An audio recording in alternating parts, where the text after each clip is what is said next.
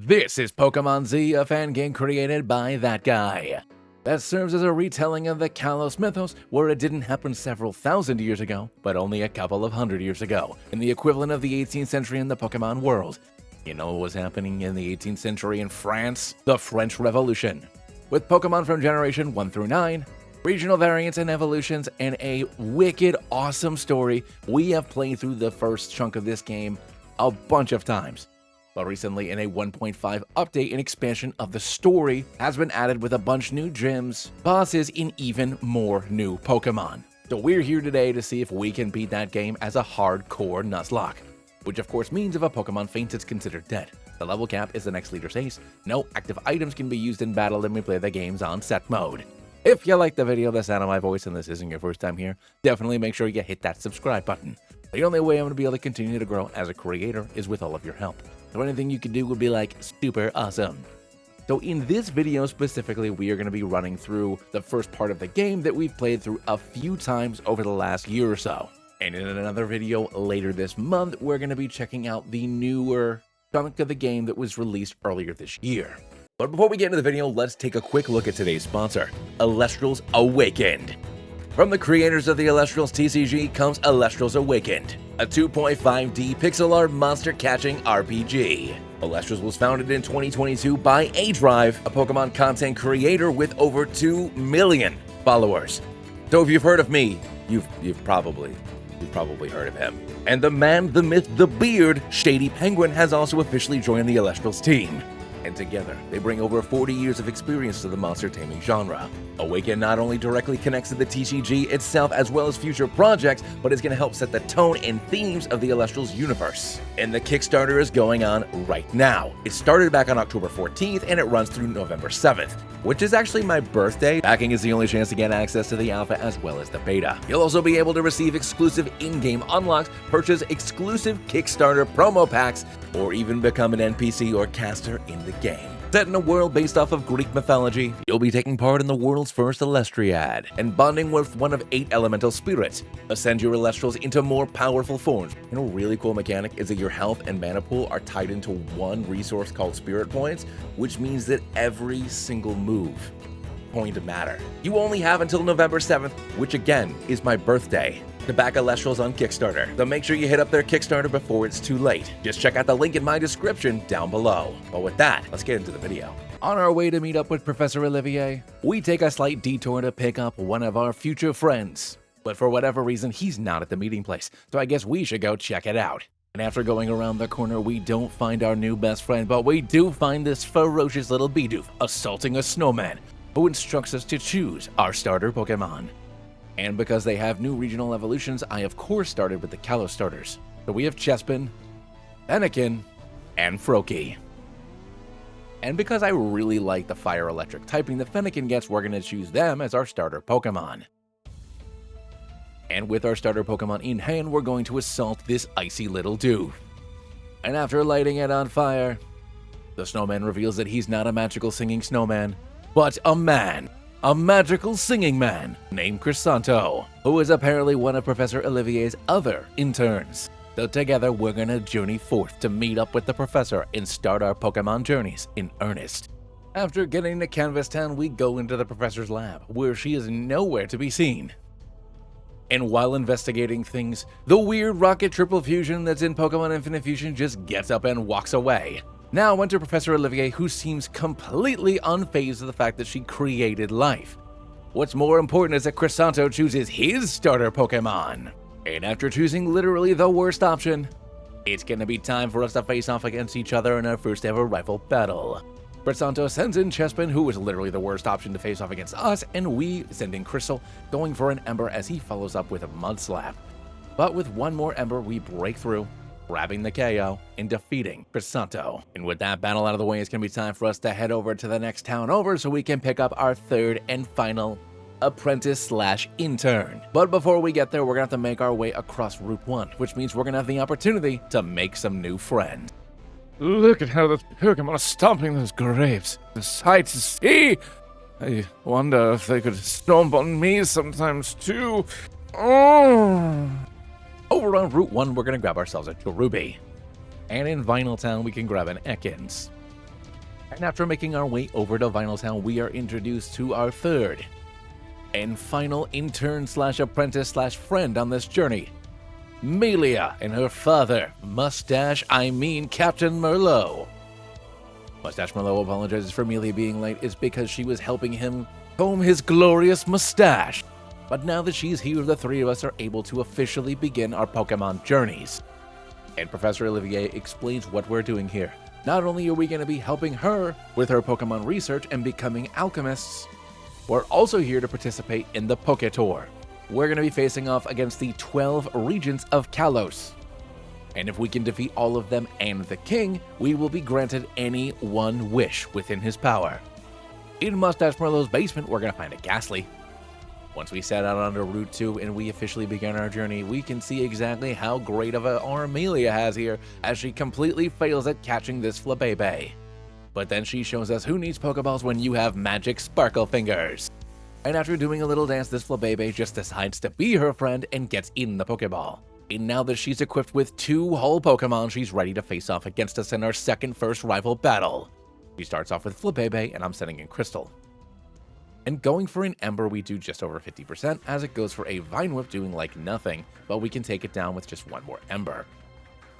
This is going to lead into Froakie, and we're going to swap out and send in Barry as it goes for a Pound. After taking another Pound, we're going to go for an Absorb, scoring a massive hit on this thing. And after it pounds it out 1 more time, we take it down with 1 more Absorb. And we defeat Melia. And with our second first rival battle out of the way, and with Melia narrowly escaping death, let's make our way towards our first gym. Over on Route 2, we're going to fish up a Psyduck. In the Greyvale Cave, we're going to grab a Zubat. Once we get to Greyvale City, we meet Canola, the first regent we're supposed to battle against. But she's got super important police work to do, so she doesn't have time to do things like the other part of her job. And it turns out that more important thing to do is rescue this old lady's dog. So she tasks us with locating this most precious of Poochies. And if we can find it, she'd be more than happy to battle us afterwards. And just in case we didn't know, this is what a dog looks like. So Melia and I are going to set off together to find this doggo. And on Route 3, we're going to grab ourselves a regional Pikachu. After making our way to Acrylic Town, we come across We make our way over to the abandoned Acrylic Town where we find the precious Poochie we've been searching for. But there's something wrong with it. It has a strange golden glow about it and it attacks us, which is so unladylike. Even Melia's confused. Frou-Frou never hurt people. They're pure and filled with fluffy love. But this ferocious ball of fluff has other ideas. And not even Melia's sparkle fingers can stop it. And after calming down the Pooch, it slowly backs away, where we can tell that it's incredibly sick. Now enter this Assassin's Creed assassin, who's definitely a good guy. And Melia exclaims that we've seen this guy again, even though somehow I didn't see him the first time. The cleric introduces himself as Meera, and he reveals that this doggo's condition is caused by the evil Team Azoth, who experiments on Pokemon, and that unfortunately there is no cure. Not even the Pokemon Center can help him, so there's only one thing left to do. He asks us to turn away, and after Absol does what needs to be done, he turns with us with tears in his eyes. So do we get to challenge Canola now? And in Acrylic Town, we're gonna grab ourselves a Jigglypuff. And now it's time for us to face off against Canola and her Fighty Fight Boys. Her first Fighty Fight Boy is gonna be Krogunk, and I send in Turbo. We're gonna outspeed and go for a Confusion, scoring a pretty massive hit, but it was holding a berry to reduce the amount of damage we did, but fortunately it punches itself in the face. Canola is then gonna use a Super Potion, and we can go for another Confusion, and without the berry, it goes down in 1. Next out comes Meditite. And I'm going to go for another Confusion, even though it's only going to be neutral, and we do about a third as this thing goes for a Psybeam.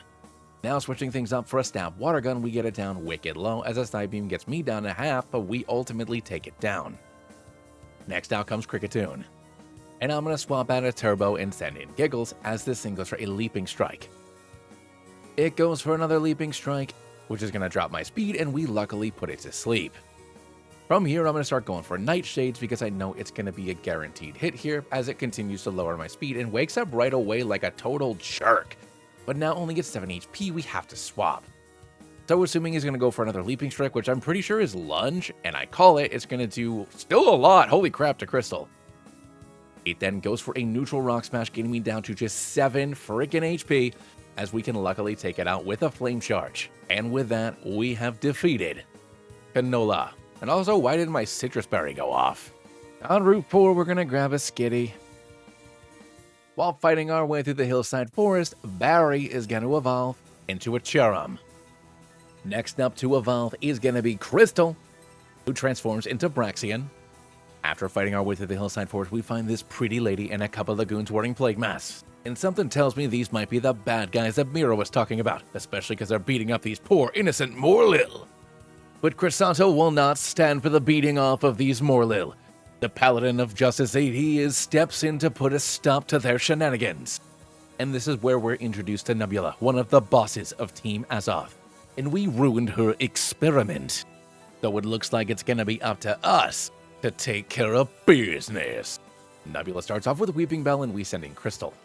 I'm gonna go for a Flame Charge right away on this thing, scoring a massive hit, getting it down quite low. Unfortunately, it was holding a Lychee Berry, but fortunately, I do resist a Razor Leaf.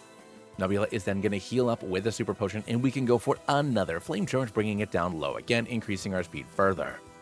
And with one more Flame Charge, we bring down Weeping Bell. Next out comes a Regional Duo Scion. And I'm gonna have Crystal go for a bite on this thing, doing about half as it goes for a Heart Stamp, doing quite a bit of damage to me, activating my berry. And with another bite, we bring it down wicked low as it goes for another Heart Stamp, getting me down to just 14 HP. It heals up with its own Oran Berry, but one more bite takes down the Duo Scion. Her final Pokemon, Bronzor, comes in. I'm not sure if I can tank an extra sensory, so we're gonna swap out into Turbo, who can tank it pretty well. Now going for a Water Gun. Oh my god, we did like nothing. This is not good, and now I'm down below half. I guess I'll go for a Tail Whip, because what the heck else am I supposed to do, as it goes for another extra sensory, and I'm down to 8. And this is rough for basically my whole team here, because most of them are poison, so Barry comes in who can tank it really well. We're then going to Leech Seed this bad boy up, because I have a feeling the chip damage is going to be the only thing that can take down this Bronzor. So we're going to go for a Mega Drain on the following turn, getting it down to about half, as we get a little bit of healing in there, and then an extra Sentry gets me down almost to half. Going for another Mega Drain, we're going to get it down, and it's almost in the red, and it should get there once the Leech Seed does its thing, and then extra Sentry is going to get me down to 36 again, and with one more Mega Drain, we can take down the Bronzor. And thank goodness for Big Root Berry. Nebula vows that this isn't the last we've seen of Team Azoth, and she'll go beat off some other Morlil somewhere else. See you later, chumps. We're going to grind up just a tiny bit more, so that way, Sneakers can evolve into an Arbok. And just like in all of Lostie's games, we gain the Dark typing, which really helps out with Arbok's crummy stats. So we're going to level up Zoom just a little bit, so that way they can evolve as well into a Golbat. And in Kalos Town, we're going to grab a Lillipup. We catch back up with Croissanto over in Kalos Town, where he's playing some beautiful music with his Jigglypuff. And he lets us know that he's ready to face off against us in another Pokemon battle. So Croissanto starts off by sending in Jigglypuff, and we send in Zoom. I'm going to go for a Poison Fang on the Jigglypuff right away, scoring a massive hit and the KO.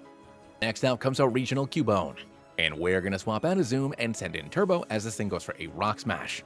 Not sure why it was going for a Rock Smash, but anyways, it goes for a Bone Club, getting me down pretty low, but at times 4 Water Pulse is enough to take it out, which means Quilladin is his final Pokemon. And since it's gained the Ground type, I'm not putting in Crystal. We're going to send Zoom back in, who can tank a Bite. And going for an Aerial Ace, we can score a crit, taking it down wicked low, healing ourselves back up with our Shell Bell as we tank a Bite. After that, one more Aerial Ace takes out the Quilladin. And with that, we've defeated Croissanto yet again. After our battle, Croissanto and I realized that a bunch of townsfolk have gathered to hear what Team Azoth has to say. But what they speak of, it sounds an awful lot like revolution. The lords and ladies of Kalos have looked down upon the common folk for generations, but with the help of Team Azoth, they'll be able to rise up and defend themselves and overtake the crown and all the criminals of the noble class, and their help comes in the form of alchemy. This old lady steps forward to try out their super potion, and after drinking it, she gains the ability to jump over houses, and you too can become a super person just like this old lady.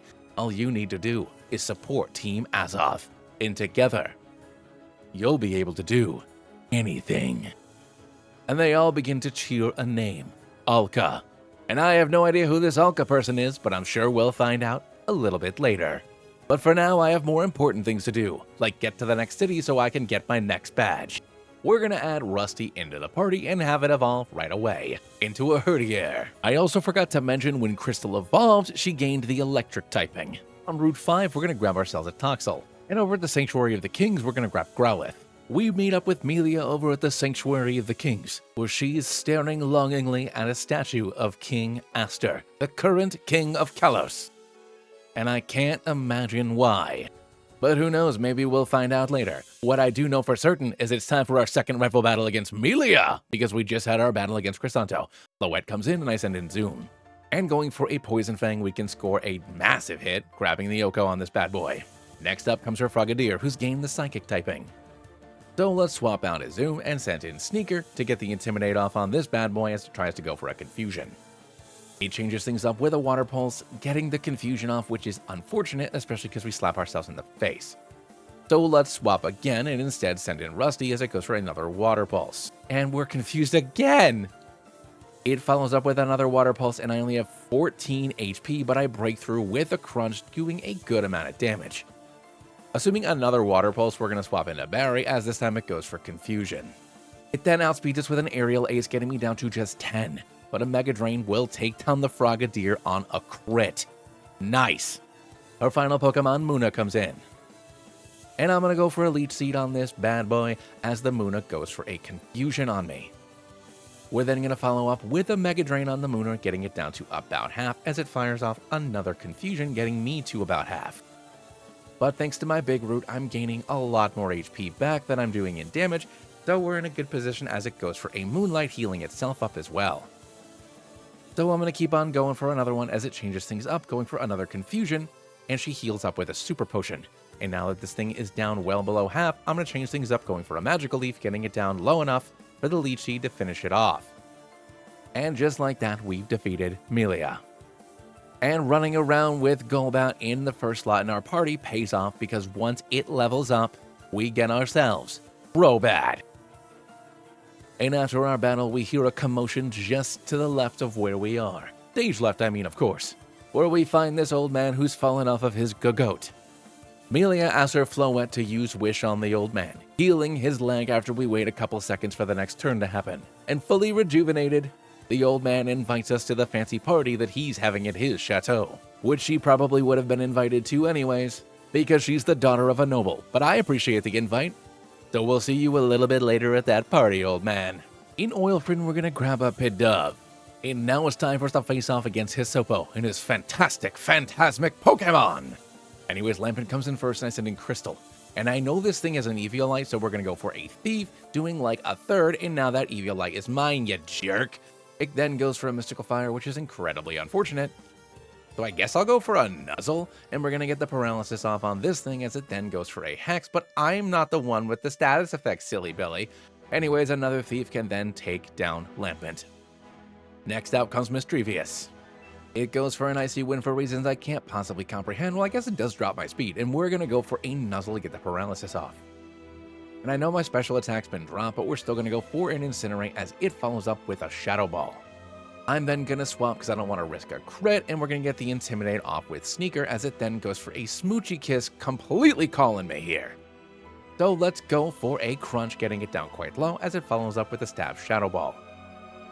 Hisopo then uses a Super Potion, and we're going to go for another Crunch, scoring a massive critical hit. And with one more, we can take it down. Cofagrigus comes in, and I love this regional Iron Maiden form. I'm going to go for a Glare because honestly, Sneaker's probably going down here, and luckily the paralysis sticks. We're then going to go for a Crunch, scoring a massive crit. Holy moly! And it then goes for an Iron Prison, getting me down to just 6 HP.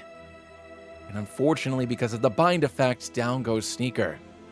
But I kind of knew this was going to happen, so let's send in Rusty, where we can outspeed with one more Crunch, taking down Cofagrigus. And of all the times I've beaten this game, I think that is the smoothest Hisopo has gone. And we earn our second badge. Now, if you would excuse me, sir, I have a fancy party to get to. After defeating Hisopo, on our way outside, we run into our friends.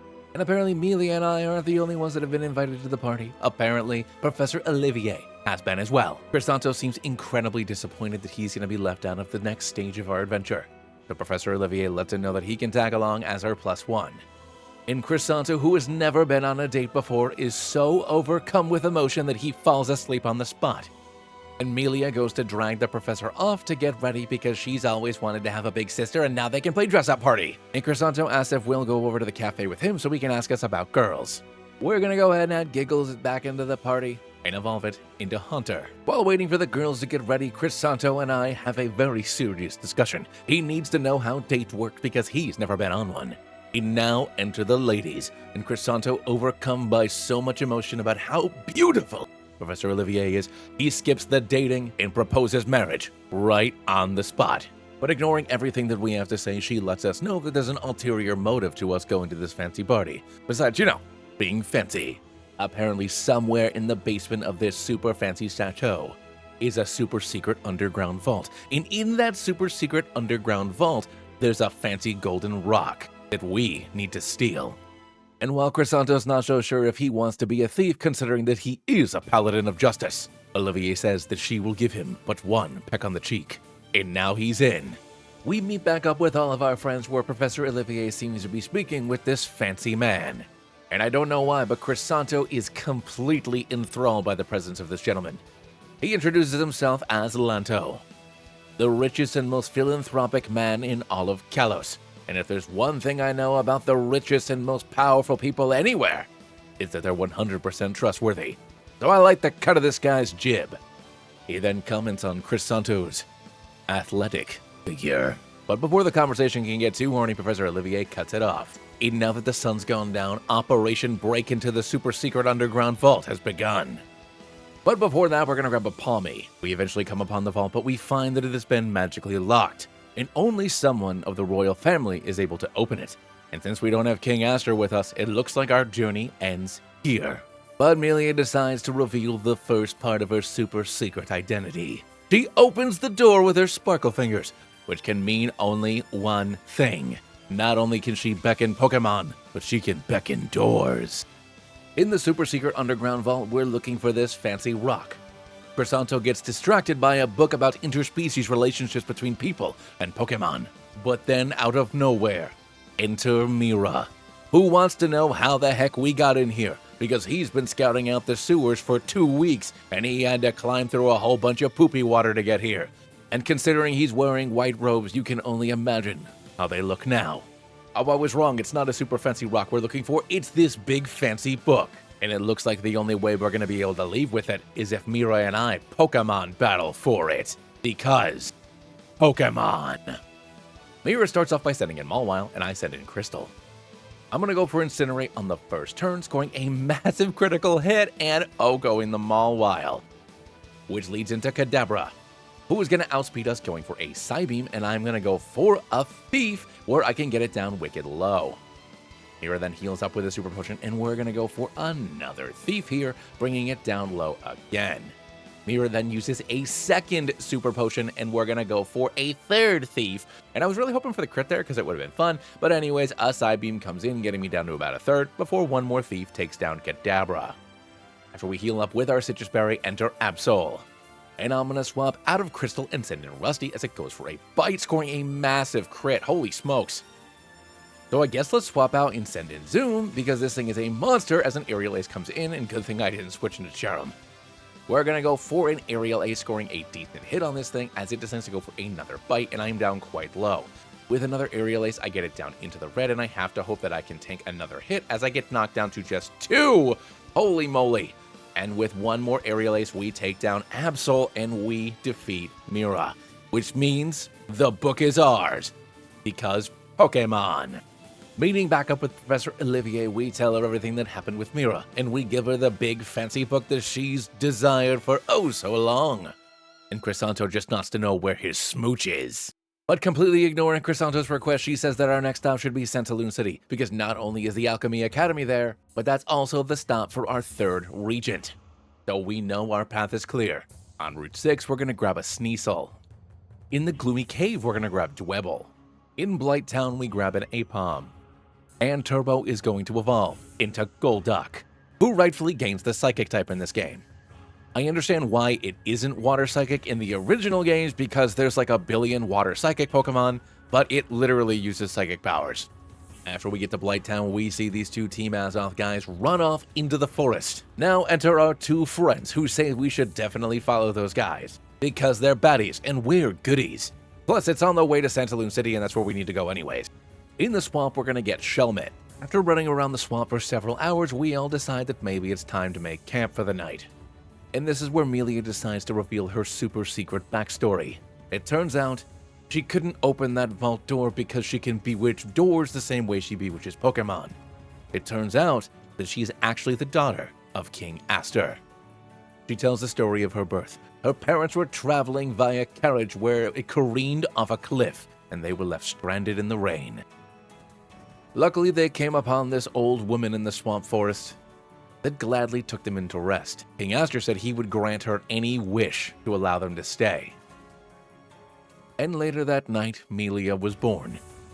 And then this old lady came in to cash in on that wish. Give me the baby! And obviously the king and queen said no. And she revealed herself not to be a kindly old lady, but a less than kindly old crone. And she cursed their family that they will never know happiness. And the bloodline will fall into ruin. And with that, she vanished. Shortly thereafter, Melia's mother passed away due to illness, but her father took it as an omen. He became reclusive and depressed, and he decided to entrust Melia to his best friend to ensure she would be safe, but also secret. Mustache Merlot would teach Melia the ways of the mustache, and she would grow up to be a fine, noble lady. And King Aster continued his life in seclusion, depressed and alone. So that's why the Pokétour is so important to Melia. She wants to beat all the regions so she can convince her daddy to let her be a princess again, and they can be a family. The next day, we find those two Team Azoth grunts again, and they're looking for some more Pokemon to beat off for alchemy supplies. And now enter this Clodsire. But before they can beat it off for Poketoxin, Melia decides to use her magic Sparkle Fingers, and the Clodsire erupts, using a sludge wave poisoning us all. After we run away from this erupting Clodsire, a third Azoth grunt lets them know that the cops are onto them and they gotta get the heck out of here. So all three of them leave, and there's no way they'll go back to Blighttown because that's exactly where the cops are. Once we get back to Blighttown, we meet up with Captain Mustache, who's convinced that Team Azoth is being protected by the villagers of Blighttown. But we assure him that there's absolutely no way that these innocent people have anything to do with anything bad. And now enter these two idiots who literally came back here. And since we lied about the existence of Team Azoth in this town, what else are we lying about? Plus, we're Paldea, so we're foreign. Which means Mustache Merlot is gonna beat the information out of us with his glorious mustache. Anyways, enter Go-Goat and we send in Zoom. I'm gonna go for a stab Aerial Ace on the Go-Go and we're gonna grab a crit Oko on this big boy here. Now enter Kingler. And I'm gonna go for another Aerial Ace, doing like nothing as a stomp does a lot. So we're gonna go ahead and U-turn out. And assuming another stomp, I'm gonna swap out into Giggles, but he goes for a flippin' Rock Tomb, scoring a huge hit on me. So let's go ahead and swap out again and send in Barry as it goes for a Metal Claw. On the following turn, another Metal Claw gets me down to 20 HP as he gets the attack increase, and we go for a Mega Drain, finishing off Kingler. Enter Chevalier, a regional evolution for my little Barry here. And check out the mustache on that right shoulder. We're gonna swap Barry out and send Zoom back in as it goes for a Sludge. We go for an Aerial Ace on the Chevalier, getting it down quite low, but it goes for an extra Sensory, which I did not realize it had, and Zoom goes down. Well, now I know what Paranormal is, so we send in Turbo. Mustache Merlot goes ahead and heals up, and we're going to go for a Stab Psybeam, bringing it down low. Merlot's going to heal up again, but with one more Psybeam, we can take down the Chevalier. And I cannot believe we lost Crobat, but after the battle, Melia lets Mustache Daddy know that we've been chasing down Team Azoth this entire time. We're not bad guys despite the fact that we're from Paldea. One of the musketeers then warns Mustache Merlot that it's a carriage approaching the village. And after a few more minutes, the villagers begin calling a name. Alka. He's come to free us! And once the carriage approaches, the door opens and this magnificent woman emerges. Massive in stature, a fierce look in her eye, not quite understanding how shirts work. Alka. Her grim snarl absolutely owns these two glades, and then she picks up Mustache Merlot with her mighty biceps, tossing him over that house, just like that old lady that jumped like 10 minutes ago.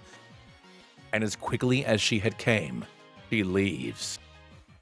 Melia then reveals that Mustache Merlot has broken every bone in his body, but I've got more important things to deal with, like badges.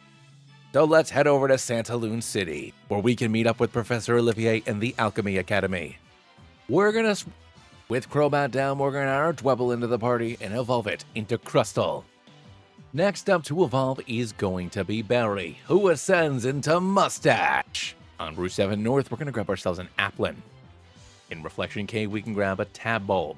And a Sock on Route 7 South. We enter the Santaloon City Alchemy Academy, where Professor Olivier just found out that her mentor, the city's regent and the headmaster of the university, has passed away. And without Sapine, she doesn't know who will be able to help us researching this big fancy tome that she got. Now enter Lanto, who's here totally coincidentally, and he lets us know that the new acting administrator for the Alchemy Academy is none other than Wolfrum. So we should definitely go check in with him because he'll have an idea of what we need to do next. So we head into the office of the acting administrator of the Alchemy Academy, and after exchanging some quips back and forth, apparently this guy's kind of an idiot. But he also lets us know that if we head over to Sapine's lab, any research that we might be able to find useful there, we can totally take. So I guess that's gonna be our next stop. And in Sapine's lab, we're gonna grab a regional Porygon. After making our way through the workshop, we find this little puppet boy that Sapine, the former administrator of the Alchemy Academy, had built to be his son! The automaton refers to himself as F3, and he is so happy that someone's come to visit him after his father's death. And when we let him know that we're here to take some research back to the Alchemy Academy, he is more than happy to help us out. So happy, in fact, that he decides to take it there himself. And after returning to the office of the acting administrator of the Alchemy Academy, we find that Wolfrum is a baddie. F3 has been tied up by his Galvantula, and he's handing over the research to this random Team Azoth grunt. And F3, not 100% understanding how people work, isn't sure if he's in danger or not, and asks us what we think about the situation. And you know what I think about the situation? It's time to beat up this dingus. Wolfram goes ahead and sends in Ariados, and I send in Guy. I'm gonna go for a bulk up on the first turn because I think he's gonna set up a sticky web, and he goes for a poison jab instead, and it actually gets the poison off. Well, that's not very nice. I'm gonna go for a +1 Rock Tomb, taking this thing down wicked low, where we can lower its speed, and then there's the sticky web. Anyways, we miss a Rock Tomb on the following turn as it goes for a Leech Life. And we connect on the following turn, taking Ariados down. Next out comes Galvantula. And I really wish that we had a flying Pokemon, but I swap out, sending in Crystal as it goes for a Giga Drain. It's then going to connect with a Shockwave on the following turn, and we can go for a Fire Punch, bringing this thing down all the way to like nothing as it heals it with a Citrus Berry. After that, another Giga Drain is going to do a bit of damage to us, healing up just a little bit, and a Fire Punch takes out Galvantula. His final Pokemon, Araquanid, comes in. And I'm going to swap out and send in Rusty, so that way we can get the Intimidate off on this thing. And it's going to go for an Aqua Cutter, still doing half to me. Another Aqua Cutter is going to come in, getting me down to 4, and we're going to go for a Rock Tomb, scoring a pretty big hit. I'm going to go ahead and swap out and send in Barry, and this thing's going to go for a Crunch this time. And we managed to outspeed with a Mega Drain, getting it down into the red as it goes for another Aqua Cutter. Barry then goes for one more Mega Drain, taking down Araquanid, and we defeat Wolfrum. After the battle, Professor Olivier confronts Wolfrum, and she always knew he was a hack, but she didn't know he was a baddie. But we're not taking him in that easily. He declares, "Smoke Bomb!" and disappears. And now that there's no Alchemy Academy headmaster or regent, F3 decides he'll just do both, revealing that in Sapine's will he left everything to this little robot boy.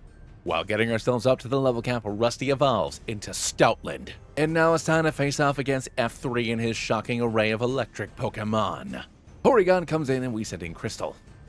And I'm going to go for a Thief to steal this thing's Eviolite, just like I did with his Sopo, as a Psybeam comes in. Then going for a Fire Punch, we can get it down quite low, as this thing goes for a Stab Tri Attack, which is going to do just barely anything to me. He then heals up and we can go for another Fire Punch, getting the burn off, which is cool just for the sake of some chip damage. And with one more Fire Punch, down goes Porygon. Now enter Porygon 2. And we're going to do the same thing here with a Fire Punch doing like a third as a Signal Beam comes in doing basically nothing. With another Fire Punch, we can get it down pretty low as it fires off a Tri-Attack, getting me down to just 28 before we can take down Porygon 2. Which leads into Porygon Z. And I'm not risking this, let's swap out and send in Guy as it goes for a Tri-Attack on us. Which does a lot, holy smokes. Okie dokie, let's swap out and send in Rusty instead, getting the Intimidate off on this bad boy as it decides to slate off another Tri-Attack. And it still does like a lot, so hopefully it rolls low on this one so Rusty doesn't go down, and we have 11 HP as we get a pretty good hit in. So we're going to swap out into Perry, who can resist the Tri-Attack. It goes for another Tri-Attack, and I go for a Skitter Smack to lower this thing's special attack. It then fires off a Lava Plume, which is going to be neutral to us, and with the lower special attack, we can get no problem, and it's now super low as it uses another Hyper Potion. So let's go for another Skitter Smack to get this thing down about a third, and its special attack is at -3 now. It then goes for this Porygon special move, which automatically uses Charge afterwards, and we can go for another Skitter Smack, getting it down quite low. Now at -4, I don't really think it's going to do anything to me. It fires off a Lava Plume, and it still does like nothing to Barry, but I am burnt. It's then going to go for another Charge Surge to increase its special defense. And we can go for a Mega Drain, taking down the Porygon Z. And with that, we've defeated F3. I'm going to grab the Meowth over in Santaloon City. On Route 8, I'm going to get myself a Munna. We find Croissanto just outside of Chateau Lanto, where he's playing a beautiful song to try to beckon his mentor. But when that doesn't work, he knows what will: an epic Pokemon battle. So it's time for us to face off against Croissanto for the 3rd time. Croissanto's going to send in Wigglytuff, and I'm going to send in Barry. It's going to go for a big ol' smoochy kiss on us, not doing a lot, and we're going to go for a Sludge on this big Puff, doing quite a bit. On the following turn, Croissanto is going to heal up, and I'll go for another Sludge. This time we get the poison off, which is awesome, and I assume Croissanto is going to heal up, so I'm going to go for a Leech Seed to try to get a little bit of chip healing in. And now I'm hoping with the little bit of chip damage in there, it's enough to take it down, and it is. Next out comes Marowak. And it's going to go for a Rock Tomb on us, doing a little bit of damage, and I'm going to go for a Leech Seed to make sure I can suck up a little bit of juice from this bad boy. After that, a Thunder Punch does effectively nothing, and we get a massive hit in with a Mega Drain that is neutral. It then misses its next Rock Tomb, which means one more Mega Drain takes it down. Next up is Quilladin, who hopefully doesn't go for a ground move here, but I guess it would just be neutral, and we go for a Vine Splash, which we just learned, doing quite a bit of damage. After that, another Crunch is going to get me down to 33, and one more Vine Splash takes out Quilladin. Finally, Sliggoo. So we're going to swap out a Barry, and I'm going to send in Guy as it goes for a Mud Shot on us, lowering our speed. But we still outspeed with an Ice Punch, and Guy can get Sliggoo down way into the red as a Dragon Breath comes in, but one more Ice Punch takes out Sliggoo. And we defeat Croissanto. And that battle was enough to get a rise out of Lanto, who emerges from his chateau and invites us in for a cup of wine and perhaps some lunch. And as it just so happens, Professor Olivier is here as well. So we'll all be able to hang out together, and isn't that super cool and not weird at all? Once we enter Chateau Lanto, Professor Olivier is nowhere to be seen. And when Croissanto questions this, Lanto has no idea what he's talking about. He never said Professor Olivier was here. That's a ridiculous thing to say. Now drink your blood-shaded wine, and don't ask any stupid questions. Anyways, I'll be right back. But then we cannot believe what we see. A Team Azoth grunt disappearing into the wall? It must be a trick. And I'm pretty sure this is blood. There's also no way this guy's a vampire. And after pressing the button on this glowing Gallade statue, a super secret underground base is revealed. And could it be? Could Lanto be a baddie? And after fighting our way through Team Azoth's super secret underground base, we find Nebula again. What is the meaning of this? And this is where Nebula reveals that Lanto has been funding Team Azoth from the start. And Croissanto can't believe it. and Nebula reveals what Team Azoth has been working on. When the grunt activates the machine, it steals the life force from the Slowpoke, transferring it into the Psyduck, creating the first ever undead-type Pokemon. But Nebula's afraid that she cannot allow us to leave, which means it's going to be time for us to face off against her again. But this time, Croissanto's not afraid to fight her, so we're going to do it together. Nebula sends in Victreebel and Bronzong, and we send in Wigglytuff and Barry. Victreebel goes for a Sludge Bomb on Wigglytuff, scoring a massive hit, and I'm going to go for an Extra Sentry on Victreebel, grabbing ourselves the Oko. Psyshock on a Bronzong is going to do like literally one, and then a Zen Headbutt on Barry is going to get me down to like literally nothing as Weavile comes in. So Barry can come back, and we're going to send in Crystal, and a Poison Jab is going to come in, getting me poisoned, which stinks, and then a Draining Kiss on Weavile does quite a bit. After that, Bronzong goes for a Gyro Ball, but that's going to do like nothing as well. Weavile then goes for a Poison Jab on Wigglytuff, thank goodness he didn't attack me, and then I can go for a Fire Punch on it, grabbing the KO. Bronzong then goes for a Zen Headbutt on Crystal, which is going to get me down super low, but luckily I'm packing a Citrus Berry, so when the poison goes off I don't go down as Renucleus comes in. So we're going to swap out and send in Rusty, getting the Intimidate off on their side of the field. Croissanto sends in Quilladin, going for a Needle Arm, and could you use an effective move like literally once, and they're going to go for Quilladin and I doing a bit of damage.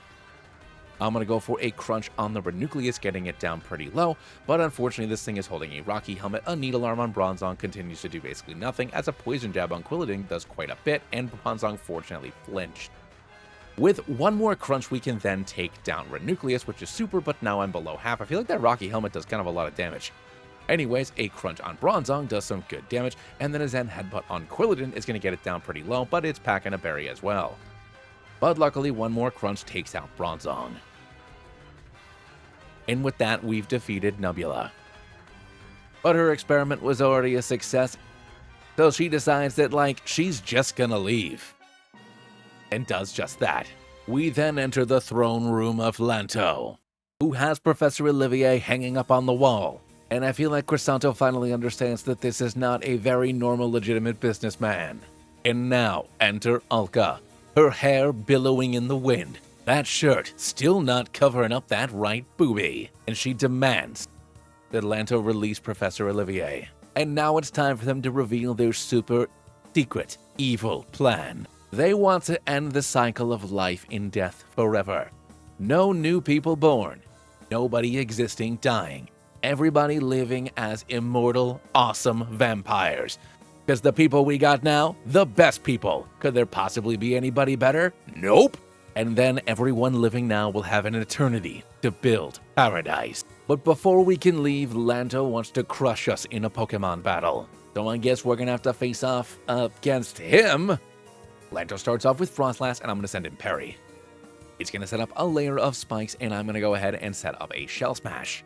And I'm pretty sure that this thing just sets up 3 layers of spikes no matter what. So it doesn't, it goes for a Frost Breath, and we're gonna go for another Shell Smash. And at +2, I'm hoping I can go ahead and outspeed all of his Pokemon, and we take Frostlass down with a Rock Slide. Next out comes Lilligant. And I'm gonna go ahead and go for a Rock Slide on the Lilligant, and we can take it out in one shot as well. Next out comes Gardevoir. And I'm gonna go for a Skitter Smack, but I miss as it sets up a Calm Mind. And I need to hit this thing on the following turn because I need to lower its special attack before it has a chance to hit me, and we get it down wicked low, but since it copied my Sturdy, it stays up. And it goes for a Draining Kiss, scoring a massive hit on me. Holy crap baskets. But we don't miss on the following turn, and we can take out Gardevoir, which means Purugly is all that's left. And I'm assuming that a Fake Out would take me down, so we're going to swap out into Guy as it goes for a Night Slash. After that, it goes with a Play Rough, which I did not realize it had because the documentation's in Spanish, and we're going to go for a Brick Break, scoring a massive critical hit, taking down Purugly. And we defeat Lanto. And Lanto is about as graceful as you would expect of somebody of his position losing. And I guess it's going to be time for us to leave. Croissanto vows that we'll expose them.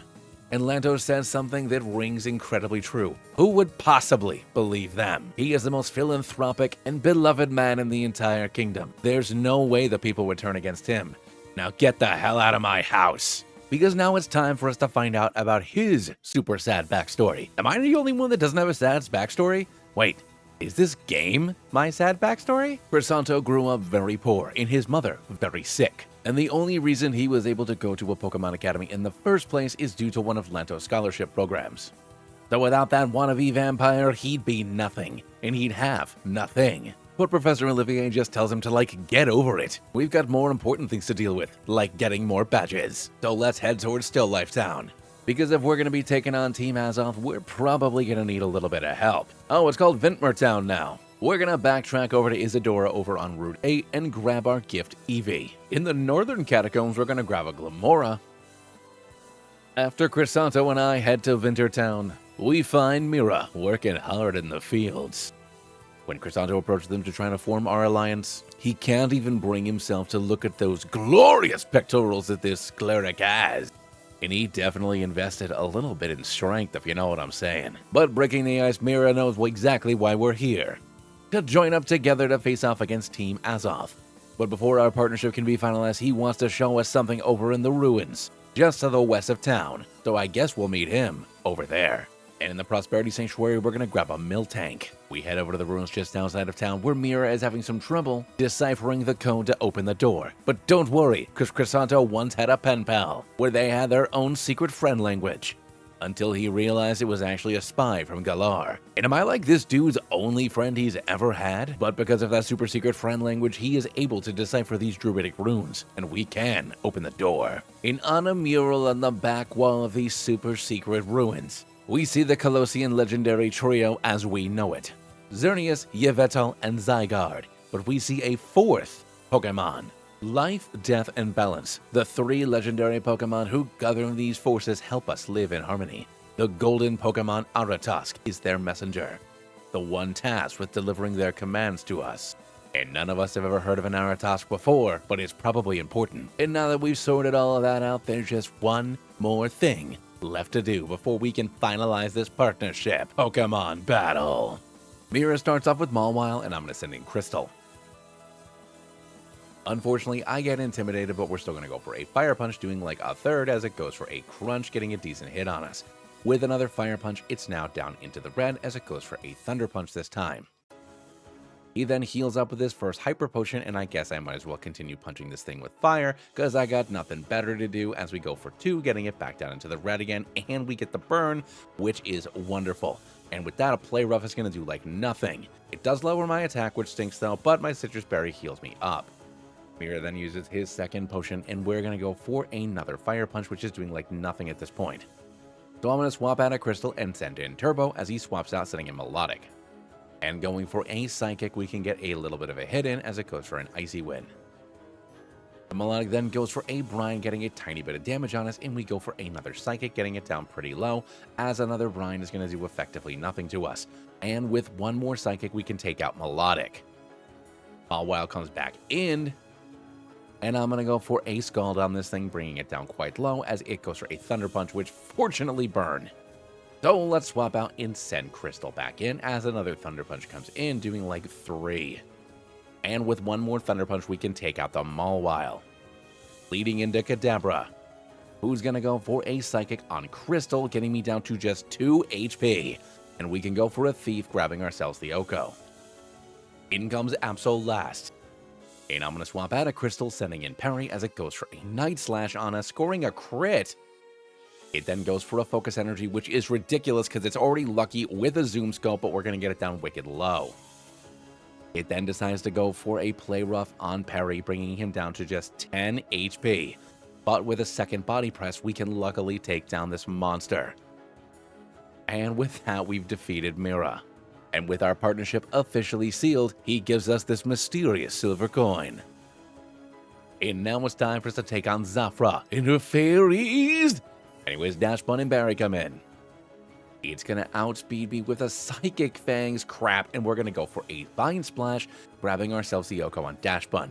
Next out comes Gormouse, her ace, who I assume is going to go for a Fire Punch, so we swap into Crystal as it goes for a Body Slam, scoring a massive hit. Holy smokes. Alright, so let's swap out Crystal and send in Parry as it goes for another Body Slam. It then goes for a Bulldoze, which is going to lower my speed, but that's okay. I'm already wicked slow, you silly Billy. And we're going to go for a Shell Smash to up our attack stats. We then outspeed this bad boy with a +2 rock slide, getting it down quite low, as a fire punch scores a crit, getting me down to just 23 HP. I gotta risk it, staying in with Perry, going for another rock slide, and we take down Gormouse. Leading into Vanillix. And I'm gonna swap out a Perry, sending in Turbo as it goes for an Aurora Beam. And I am frickin' frozen. In this game, it's been replaced with Frostbite, however, which is going to do me no good, so let's swap out and send in Rusty, getting the Intimidate off on this thing, as it goes for a Flash Cannon on me. With another Aurora Beam on Rusty, I am now down below half, and we can go for a Rock Tomb on this thing, getting a good hit in. And I have to hope now I outspeed, but I don't, as she goes ahead and heals up, but that's okay, so that way we can get another Rock Tomb in, lowering its speed even more. Which now means we do outspeed, and another Rock Tomb finishes off Vanillix. Leading into Alchemy. And I don't know what moves this thing has, but we're going to swap out into Crystal as it goes for a Dazzling Gleam, which we can resist. I'm then going to go for a Thief specifically, so that way I can take away this thing's leftovers, as it goes for a Calm Mind. I'm then going to swap out Crystal and send in Barry, as it goes for another Dazzling Gleam, which we can resist again, but barely. And unfortunately, Barry doesn't outspeed and gets taken out. So here comes Rusty. And I'm going to go for a Rock Tomb, and I know I'm probably going to go down, but I need to lower this thing's speed as it goes for a Mystical Fire, getting me down to just 3 HP. But assuming another Mystical Fire, we're going to swap out into Crystal as it goes for a Dazzling Gleam instead, getting me down to just 9. So let's swap out and send in Turbo, I guess, as it goes for a Mystical Fire, lowering my special attack, but it does thaw me out. So I guess that kind of evens out, and I go for a Skull, doing like nothing as another Dazzling Gleam takes out Turbo. It's up to you, guy. Who I'm going to have go for a Strength, and we can score a KO on the Alchemy. And by the skin of our teeth, we defeat Zaffra, but we lost a few friends. On Route 9, we're going to grab a Skrelp, who we're going to add to the party right away and have it evolve into Dragalge. And I have a weirdly huge number of both fire and electric Pokemon, so I need something different, so let's add Dingle in and evolve it into Tranquil. And then obviously we'll evolve it one more time into Unfezant. Once we reach the end of Route 9, we find this creepy boatman, who just so happens to take the silver coins that we've received. But now enter this chick, who we haven't even seen since she told us she was a princess. And her not dad got thrown over a house. So much has happened, Melia, now you think you can waltz in and get a free boat ride? Anyways, Floette comes in and we send in Crystal. And I'm going to go for a Thief to steal this thing's Eviolite, as it goes for a Charm, which stinks. But I do a Shockwave, so we'll go for that, getting a decent hit as it goes for a Giga Drain. I'm then going to swap out and send in the Stink as it goes for a Chilling Water, which is going to lower my attack. After that, it goes for another Chilling Water as opposed to going for something useful like maybe a Fairy move, and a Sludge Bomb takes out Floette. Leading into Frogadier. And I have a serious Psychic weakness, so let's swap out into Dingle as a Psyshock does a crap ton of damage. But I know I can outspeed, so I'm going to go for an Air Slash, scoring a great hit, but a Muddy Water is going to come in, and down goes Dingle. Well, that didn't take long. Alright, here comes Rusty. Frogadier is going to go for a Calm Mind, but that's fine because I forgot that Rusty has Crunch, so we can take it down in 1. Leading into Marshana. And once again, another Crunch on this thing is going to do quite a bit of damage, but it is holding a Rocky Helmet, so we are going to take a little bit ourselves before we get Psyshocked.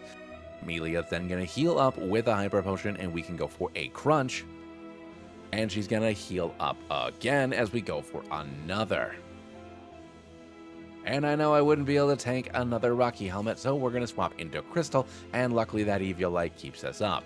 And we can go for a Thunder Punch, taking down the Marshana. And she still has her Eevee left. So we're going to swap out and send in Guy as it goes for a takedown, scoring a huge hit.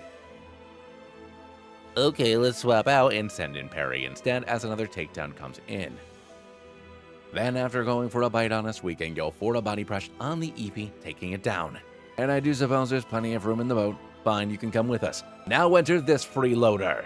But it turns out he's not a freeloader. He managed to get those 2 silver coins. But you don't want to know what he had to do to get them. So the three of us together are going to sail across this river over to Route 10, to whatever our next destination is. After catching Melia up on everything that's happened so far, this creepy boatman lets us know that we're going to be heading to Amberette Town, and that the king is actually there right now at the fort. And Melia, overcome with so much emotion regarding seeing her father, jumps right into the river. But anywho, after we save her, let's continue over to Amberette Town. We grab a numal over on Route 10. We're gonna add Remy into the party and give it a Thunderstone, evolving into Raichu. Melia and I head over to Fort Leviathan, where Mustache Merlot and the king are having a very important kingly meeting. The king assumes that if Melia is here with a young man, that can mean only one thing. And King Aster couldn't be more proud to hear that Melia and I are engaged. But Melia has more important things to do than to talk about our future. She lets King Aster know that Team Azoth are a bunch of baddies. Lanto's a baddie, Alka's a baddie, and they're all on their way here right now. Mustache Merlot responds that is absolutely ridiculous and there's no way there's any revolutionaries or any bad stuff happening at all. But it would appear as though Mustache Merlot was wrong. The revolution has arrived. And we gotta get the heck out of here. After fighting our way to the back of Fort Leviathan, King Aster decides to light a fire, take a load off, and talk about his love life. He really misses his dead wife. She was a way better Pokemon trainer, and one heck of a lady. And hopefully, together, Melia and I can be one heck of a couple, and be much better king and queen than he's ever been. But we can continue talking about our love lives later, because we should probably get the heck out of here. But after going through a secret passage, we find that we are stuck. And the revolution has arrived. And just when King Aster accepts his fate, enter Alka, with a wicked superhero landing, hair blowing in the wind despite the fact that we're underground, a Rotom air just to her right, blowing her majestic mane, her toga barely hanging on. And she wants to show King Aster what she's capable of. And when she slams the ground, these fossils on the wall literally come back to life. And I can't imagine that this is gonna go very well. So this is like a supposed to lose fight. She sends in a level 100 Aurorus and Tyrantrum. And after 3 turns, the fight just ends. And none of the deaths count, so we're just gonna go ahead and skip to the end here. And when all hope seems lost, her power fades, and the fossil Pokemon disappear. But now enter Mustache Merlot and Melia, the 2 greatest heads of hair this side of Kalos. And his Go-Goat isn't any ordinary Go-Goat. Its Rock Smash is able to clear far bigger rocks, but it did such a good job clearing the rocks that it collapsed the entire cave behind all the revolutionaries. Now that we've all successfully escaped, Mustache Merlot and King Zaffra are gonna head back to Lumio City, while Melia and I need to continue our Poketour and get stronger. And with a stroke of his majestic mustache, the King and Mustache Merlot leave. In Cyclage City, we're gonna grab us a Viper. And in Cyclage City, we meet back up with our friends where we see that Lanto and Alka. And they're giving a rousing speech about how they're gonna take down the monarchy and put the power in the hands of the people. Lanto is just like you. He puts his pants on one servant at a time. He's the charismatic everyman that you've been looking for in a leader. And if you think that he's too fancy, just take a look at Alka. She doesn't even know how shirts work. Well, getting to the level cap, Crystal is finally going to ascend into a new regional Delphox. And when I try to head over to the region to challenge her for my 5th badge, this pirate has the audacity to steal not only everything inside of her vault, but all the badges too. So if I want to get my 5th badge, I'm gonna have to head over to his pirate ship and challenge him. Because of the rules of Pokemon, now that he is the badges, he's now the gym leader. I know it's time for us to face off against Cotton Loto and his pirate Pokemon. Cloudwater and Honchkrow come in and we send in Guy and Remy. Remy's gonna go for a Thunder Punch on the Honchkrow, scoring a massive hit and grabbing the Oko. Guy is then gonna go for a Strength on the Cloudwater, getting a decent hit in, as an Aura Sphere is gonna come in on Remy, doing like a lot even though it's not very effective, and here's Whiscash. I'm gonna swap out a Remy and send in Rusty to get the Intimidate on their side of the field. For what that's worth, Loto's gonna heal up, and then Guy's gonna go for a Stab Brick Break on Cloudwater, getting a decent hit in as an Aqua Tail does a bit to Rusty. Guy's gonna go for another brick break on the Clowncer, taking it down. Lostie is then gonna go for a workup, bringing up his attack just a bit as another Aqua Tail comes in, doing a lot to Guy, and Wailord comes in. I'm gonna swap out Guy and send in Mantine. Lostie goes for a crunch on the Wishcast, and then the Wishcast is gonna try to go for an Earthquake, doing a bit to Lostie, and an Aqua Tail does nothing because Water Absorb. Lostie goes for another crunch on the Wishcast, bringing it down quite low, as Wishcast decides to go for another Earthquake, getting Lostie down quite low, and Aqua Tail takes down my doggo. But an Air Slash will then take down Wishcash. So let's send in Crystal, who can go for a quad super effective Thunder Punch, taking down Wailord. And I probably could have gotten through that without losing Lostie, but we defeat Loto. After the battle, we run into Meera just outside, where he hears that there's a really cool bar in town and the two of us should go check it out. After all, we're partners now. No wait, I'm already romancing Melia. Did I accidentally accept this quest as well? Una into the party since I know our next gym is a poison gym, so let's evolve it into Marshana. One time I lost a bet and tried to peek under Gardevont's dress. I remember seeing an explosion of colors and waking up 20 kilometers away with a massive headache. It was the most exciting story of my life. I know it's not much, but what's yours? When we get to the bar, our friends are also there, so I guess it was a group thing. I didn't have anything to worry about. But anyway, since we are all allies, we need to go over our plan and combine our knowledge to see exactly what we know about Team Azoth. At the top of the food chain, we've got Alka, who has some sort of mysterious power that can temporarily bring back the dead. Then we have Lanto, the money man vampire. Nebula, the brains who's doing all the experiments. Wolfrum, who honestly is just kind of a dum-dum, but his position at the Alchemy Academy did put him in a great position to steal some very sensitive information. And then, this other guy, who right now is just an outline. And Croissanto begins to put things together. The Revolution, Team Azoth, they must be connected. Mostly because when we saw Lanto and Alka like 5 minutes ago, they talked about how they were connected. And Melia agrees. So it's obvious that Team Azoth is using the Revolution as a means to an end for them to attain their own goals. But revolution might not be such a bad thing. And Croissanto and Meera want to give the people a choice on how they want to live their lives. And Croissanto has another idea. We got that book in a super secret underground basement, underneath a chateau. Could perhaps Lumio's palace have a secret underground basement of its own? And Melia says that's ridiculous. There's no way something like that exists. Wait, hold on. There is exactly that. So that must be Team Azoth's goal. They'll work their way into Lumio's palace to get to the super secret underground base inside of Lumio's palace. Apparently an ancient evil king named Malvo built this super secret underground vault and hid a bunch of stuff in there. And whatever that stuff is connected to the Eternal Tree, the legendary Pokemon, and everything else that we're dealing with. So we gotta make sure that we get there first. As we approach Camphor Town, we find Croissanto singing a beautiful song about revolution with his Wigglytuff. He doesn't know what to do. The people of Kalos should be able to choose their own leadership. But Team Azoth is bad. Also, Lanto paid for his school, so there's that whole thing too. He doesn't know what's right, but he knows what he wants. And that's a Pokemon battle. Croissanto starts with Wigglytuff, and I'm gonna send in Remy. I'm gonna go for a Toxic Spike on this thing, grabbing a huge hit as it goes for a freaking Psyshock, absolutely annihilating my little rat man. I did not know it had Psyshock. I also can't believe I didn't KO Wigglytuff. So I guess here's Crystal. I knew Croissanto was gonna heal up, so I'm gonna take this opportunity to go for a Swords Dance. And after that, we can go for a Blazing Blade, taking it down, leading into Marowak. And we're gonna go for a Blazing Blade again, taking it down as well, leading into Chestnut, who outspeeds us with a Needle Arm, but we can go for a Blazing Blade, and I'll see you later, Chestnut. Finally, Kudra. I'm gonna go for a Thief on this thing just to get some good damage in, as it goes for a Dragon Pulse on us, scoring a really great hit.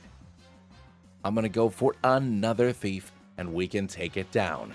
And I cannot believe I lost my Raichu, but we do defeat Croissanto. After we battle, Professor Olivier and Melia join us.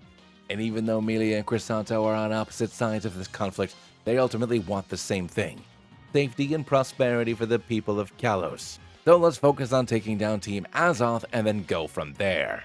Professor Olivier then lets us know that Camphor Town is just to the north of here. We'll be able to get our 6th badge. So let's head up there and see what's going on. But apparently, the door, it's locked. And these hunters let us know that all of the wild Pokemon outside of Camphor Town have come down with this very strange sickness. That they've quarantined the entire area off while they research it. But since we have 5 badges, we can probably take care of ourselves, and they give us a key. And we're gonna add our Corva Squire into the party and evolve it into Corva Knight. In Old Camphor Town, we're gonna grab ourselves a Morgrim. While exploring Old Camphor Town, we run into this majestic creature, who identifies herself as Belladonna, the regent of Camphor Town. And she's been conducting her own research on the decrepit state that Team Azoth has infected all of the nearby Pokemon with. She then lets us know that her people have set up a lab over in Camphor Town called the Withered Hospice. And if we want to help out with the fight against Team Azoth, we can make our way over there next. But on our way there, we are assaulted by Andrepion, who we just barely dodge, and this shadowy figure comes out of the, well, shadows. But wait, I recognize that shadow. That's the 5th and final Team Azoth guy. He identifies himself as Genos, and I guess it's going to be time for us to face off against him in his assassin-themed poison dudes. Anyways, Genos starts off with Drapion, and I send in Guy. He's going to go for a Night Slash on the first turn, doing like nothing, and I'm going to go for a Bulk Up, doing something. And I'm actually going to go for a second one as he decides to go for a Cross Poison on the following turn, which is going to do a bit of damage to us. He then goes for another Cross Poison, and at +2, we are going to go for a Stab Close Combat, KOing the Drapion in 1. Next out comes Houndoom. And I don't know if I'll be able to tank a Dark Pulse, so we're going to swap out into Friend, as he does indeed go for a Dark Pulse.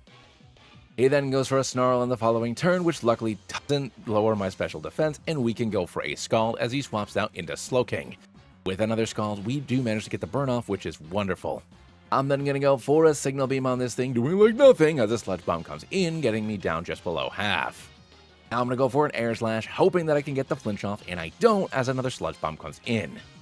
So let's swap out and send in Poe instead, so that way a Sludge Bomb doesn't do anything. We're then going to go for a Steel Wing, getting him down into the red, raising our defense, which is great, and a Psychic comes in, doing a little bit to us. I'm going to go for another Steel Wing, bringing this thing down wicked low as he goes for a Calm Mind. And with one more Steel Wing, down goes Slowking. Houndoom comes back in, and there is like a 0% chance that I outspeed, so we swap into Crystal as he goes for a Flamethrower. I can then go for a Thunderpin on the following turn, taking out Houndoom. Naganadel comes in as his final Pokemon. And I'm pretty sure he has Muddy Water, so we're going to swap out into Poe as he goes for a Sludge Bomb. He's then going to fire off a Dragon Pulse, which does some damage to us, and we can go for a Steel Wing, doing a bit to him on a crit. He then goes for another Dragon Pulse on the following turn, getting me down to about a quarter, so we're going to heal up with a Ruse to avoid a crit. He then fires off a Signal Beam for reasons I can't possibly comprehend, and we can go for a Drill Peck, getting him down quite a bit, as another Dragon Pulse is going to come in after that. Then with another Drill Peck, we take him down wicked low, as another Signal Beam comes off, doing like 10. So with one more Drill Peck, we take down the Naganadel. And with that, we've defeated Genos. And with an unsuccessful ambush, Genos bids us adieu, because next time, we won't be so lucky. Shortly thereafter, we reach. After beating up a bunch of Azoth grunts and making our way to Belladonna, we find that she's been confronted by Lanto, where he is letting Belladonna know that he's gonna sue him for everything she's worth, because the Withered State, Decrepit State, or whatever we're calling it now that the game's been properly translated, is property of Team Azoth, and IP law is everything. She summons her Scoliopede, and Lanto his fat cat, and when Lanto declares that Brugly used Body Press, this fat cat brings the entire building down. And when we get back outside, we find this dork again. So it looks like before we can help Belladonna out with Lanto, we're gonna have to face off against Wolfrum again. Who's gonna start things off with Ariados, and I send in Fwend. And he goes for a Poison Jab on us, scoring a massive hit, holy crap, and we're gonna go for a Psybeam, doing like nothing. So let's go ahead and swap out, and he sends in Spidops, and I'm gonna swap out into Poe, where we can go for a Drill Peck, scoring a huge hit on this bad boy as he sets up a Sticky Web. After that, Wolfram is going to use a Hyper Potion, and we can go for a Drill Peck, getting it down into the red again before he heals up one more time. And that time we score a crit, baby. Down goes Spidops. Next out comes Galvantula. And I genuinely don't know if I can tank a Spark, so we're going to swap out into Parry as it goes for a Discharge, which I did not expect, and I get paralyzed. So let's swap out a Parry and send in Crystal instead, and unfortunately I'm going to slow down as a Discharge is going to come off on Crystal, doing nothing. We then get outsped again with another Discharge, and we can go for a Blazing Blade and Galvantula, taking it down in 1 on a crit, which leads into a Araquanid. And since I'm not faster, I don't want to risk it, so we swap into Poe as this thing goes for an Aqua Cutter. We can then go for a Drill Peck on the Araquanid, bringing it down into the red as this thing goes for a Leech Life for reasons I can't possibly comprehend. But that does mean with one more Drill Peck, we can then take it out. Aridos comes back in to set up a layer of Toxic Spikes, but I didn't plan on swapping out, so that's not a big deal, and down goes this chonky spider. And with that, we've defeated Wolfrum, who, just like last time, after losing, declares Smoke Bomb before disappearing into the night as Lanto's Rugly goes down and Belladonna has him cornered. Enter Naganadel, paralyzing each and every one of us, and Genos appears. I'd know that shadow form anywhere. And it's not very good manners to use Pokemon moves on people, you dirty punk. But we still have one more friend left, and it's gonna be all up to Melia to put a stop to Genos and Lanto and Team Azoth's plans. But then Genos summons 3 Houndoom, which are 2 more than what he had before, and he orders them to feast, taking down Floette and putting Melia into a critical state. But we then enter the Soul Stone. Melia sees the crazy old witch lady.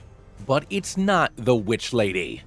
Melia uses her special sparkle fingers, and it turns out it's actually her mom. The queen and her daughter embrace, because she's had the power in here all along. Her daddy's royal blood, her mommy's Pokemon spirit, the magic sparkle fingers. They make you the protagonist of this story, Melia. Don't you understand? And this is gonna be her cool power-up moment. And Melia awakens with a powerful aura. You aren't dealing with the average princess anymore. And her Floette with AZ's color scheme. She's ready for round 2. And Floette moonblasts all 3 of the Houndoom, immediately taking them out. And then doing the same to Genos, erasing him from existence. And Lanto runs away before anything bad can happen to him too. Knowing I need a poison Pokemon in the party to suck up the Toxic Spikes, we're going to add our Survivor in and evolve it into Ceradupla. And now it's time for us to face off against Belladonna and her poison Pokemon. Glimmora comes in and I send in Fwend. It's going to go for a Power Gem, which is a little unfortunate here, but fortunately for me, I guess, special defense, and we do about half, and we get the burn off for what that's worth. On the following turn, Belladonna is going to use a Hyper Potion, and we're going to go for another Scald, getting it down below half once again, which means she's going to continue healing up, and we can go for another Scald, and after tanking one more Power Gem, we can take down Glimmora. Next out comes Seraptula.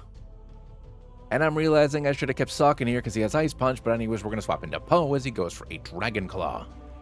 He then hits us with an Ice Fang, which is a little unfortunate, and we can go for a Steel Wing, and I'm really hoping for the defense boost here. After that, it goes for a Crunch, and I am down to 51, and another Steel Wing gets it down quite low. And I need to swap, so let's do that, hoping it doesn't go for a Crunch, and it goes for an Ice Fang. I know it's risky, but I gotta stay in, and it goes for a Poison Fang, getting the poison off on me, and we can go for a Psychic, taking down this sneaky snake. In next comes Crobat. And I'm gonna swap out a Balloon, sending in Crystal as it goes for an Acrobatics, and it has a Flying Gem attached to it, but fortunately it doesn't do a lot. It then goes for a Cross Poison after that, getting me down below half, and we can go for a Thunderpin on the Crobat, bringing it down quite low. I know I can tank one more hit as it goes for another Cross Poison, and it scores a crit, leaving me on 11. But we take down Crobat after that, leading into Scolipede. So let's swap out and send in Parapair here as it goes for a Poison Jab on us. I'm going to tank another Poison Jab, and I'm just going to go for a Rock Slide before going for a Shell Smash here, but unfortunately I get poisoned. But when we throw a bunch of rocks at this thing, it is enough to take it down. Our final Pokemon, Tentacruel, comes in. I have to risk it by sending in Fwend here, and luckily it goes for a Hydro Pump. It then sets down a layer of Toxic Spikes, and I'm going to go for a Psybeam, doing like nothing, After that, it goes for a Venoshock on us, which is going to do just a tiny bit of damage, and we can go for a Psybeam, and now it's just below half. It sets up another layer of Toxic Spikes for reasons I can't possibly comprehend as we go for another Psybeam, bringing it down into the red. Another Venoshock is going to get me down quite low, but because of the Life Orb, one final Psybeam takes down Tentacruel. And we defeat Belladonna. And with that, we have earned our final badge for this part of the game. And all that awaits us is Lumiose City. On Route 13, we're going to grab a Kadabra. In Lumiose City West, we're going to grab a Frufrau. Once we reach Lumiose City, Melia is so excited to be back. And for her homecoming, she can only think of one thing to do, and that is battle us. She starts off with Floette, and we send in Crystal. I'm going to go for a Blazing Blade right away, scoring a massive hit, getting the paralysis off as this thing fires off a Moonblast, which we'll be able to resist. On the following turn, we can go for another Blazing Blade, taking down Floette, which leads into Greninja. And I know it's risky, but I know I outspeed, so we're going to go for a Thunderpin, bringing it down quite low, and luckily it flinches. She then swaps out, sending in Mersharna, and we can go for another Thunderpin, and we're going to do a bit of damage to ourselves. I'm going to swap out a Crystal and send in Fwend, as this thing goes for a Psyshock, which is less than ideal. We can outspeed on the following turn with a Signal Beam, getting it down pretty low, as it goes for a Moonlight. Well, that's just rude. So let's go for a Stab Scald instead, and we get the burn off, which is neat, but unfortunately this thing is synchronized, and with a Psyshock I'm getting pretty low. So we'll swap out into our own balloon as it goes for another Psyshock. Melia then heals up with a Hyper Potion, and I can go for a Strange Steam, which is going to do a little bit of damage.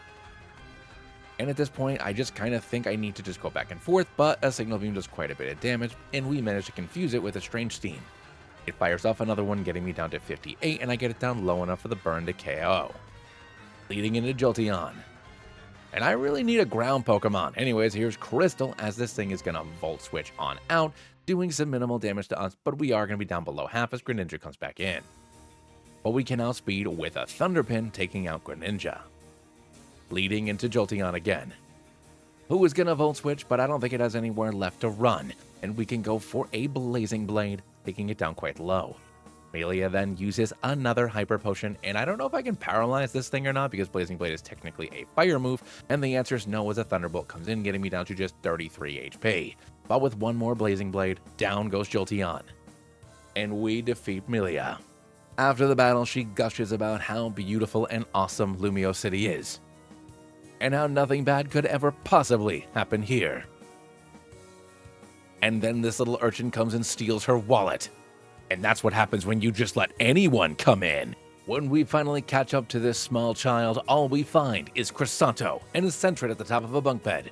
Melia asks if Croissanto also had his stuff stolen too, but it's quite the opposite. Croissanto planned on donating everything he owns to this orphanage because he's pretty sure that the battle that's about to happen will be his last. And that's when we notice, just off screen, the little orphan girl who stole Melia's stuff. And just off screen from there, Alka. I'm as surprised as they are. And this was all a part of her plan to get us to come to her. She wants to give us one last opportunity to let Team Azoth go through with their plans and letting everybody become immortal vampires. Because doesn't that sound super awesome? Melia and Croissanto call out the hypocrisy. You want to end all death and suffering, but you're willing to kill hundreds if not thousands of people to get it. And this is when we find out Alka's super secret sad backstory. Melia's grandfather had heard of a peasant uprising in this district. He called in the army to completely bombard and destroy the district, killing hundreds of civilians, and she was there trapped under the rubble for 3 days, and no one came to help, save this little imp dimp, who finally came to her aid. And she vowed then and there that no one would need to suffer the way that she suffered. And she is willing to do anything to achieve that dream. And she understands the hypocrisy. But even with all those sacrifices, countless lives will be saved forever. And if there is a God in this world, if one day I stand before him, awaiting his judgment, don't you think he'll forgive me? And then she leaves. And after that very somber speech, Croissanto says we need to meet up with Meera because he has a super awesome idea for us to sneak into Lumio's palace. And that brilliant idea, my good man, Disguises. When we enter the palace, Melia recognizes us immediately, and Mustache Merlot approaches, saying that we are the 3 most radiant musketeers he's ever seen. And apparently these terrible disguises worked. And Melia pretends not to notice. And just as we find out some information about how to get to the super secret underground vault, the revolution has come. And we all meet in the throne room with King Aster, Mustache Merlot, and Melia. And I think it's about time that we reveal ourselves. And with a magical girl transformation, we reveal we're us. And Mustache Merlot's mustache is so surprised it flies right off his body. Croissanto informs the king that while we aren't with the revolution, we kinda sorta support it. Because let's face it, he hasn't been a very good king. But what's more important is stopping Team Azoth, because they want to get into the super secret underground vault to get whatever it was that Malvo got from the Eternal Tree. So that right now is our top priority. And after fighting our way through the palace and taking down a bunch of Azoth grunts, we find Lanto. Because there's no way he'd miss a party like this. Team Azoth is about to have total and complete victory, and he can stop cosplaying as a vampire and be one for realsies. And he's not gonna let a bunch of people like us get in his way. And he plans to crush us and wipe us out however he pleases, here and now. Lanto starts off with Frostlass, and I'm gonna send in Crystal. It's gonna go for a layer of spikes, and I probably should have went for a Swords Dance, but we're gonna go right for a Blazing Blade, scoring a pretty big hit. It was holding an Akka Berry, so it doesn't get KO'd, but that's great because now Lanto's gonna heal up, and we can go for a Swords Dance. It then fires off an Ice Beam for reasons I can't possibly comprehend, and we can go for a Blazing Blade, and at +2, it's more than enough. Next up comes Perugly, who is going to outspeed us when going with a Play Rough here, but it's going to be not very effective, and we can go for a +2 Blazing Blade, and this fat kitty cat must be packing thick fat. Which I should have known as I get knocked down below half, and we can go for a Thunderpin taking down Perugly. We're going to heal up with our Citrus Berry just in time for Lopunny to come in.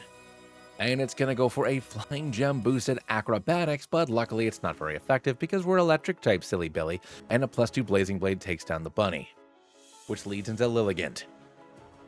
And it has Flame Absorb. Oh no! I don't know what Flame Absorb is because that's not what its abilities listed on the wiki, and unfortunately Crystal goes down.